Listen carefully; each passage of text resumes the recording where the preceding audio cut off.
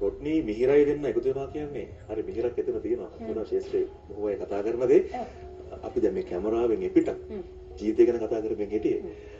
දැන් පොඩ්ඩක් මේ දෙන්න කතා කරන්න බෑ නේද? මේ දෙන්න කතා කරන්න ටිකක්. දැන් මේ ළඟට සිනමා නිර්මාණ කීපයක් මම හිතන්නේ ඔබ දෙපළම ඉන්න සිනමා නිර්මාණ කීපයක් එන්න තියෙනවා නේද?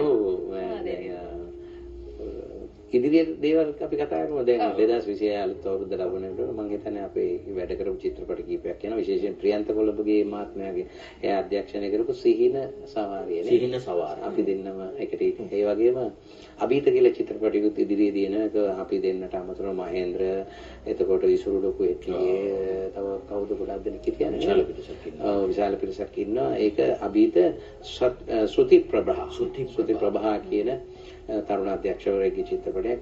මේවල ඉතින් හාස්‍ය මුසු වෙලා තියෙනවා.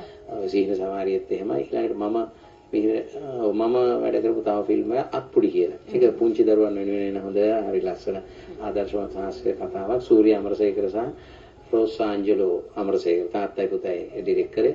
ඉතින් ඒවා ලබන අවුරුද්දේදී දකින්නට පුළුවන්. දකින්න පුළුවන් නේද? වේදිකාව පැත්තෙන් එන්න තියෙන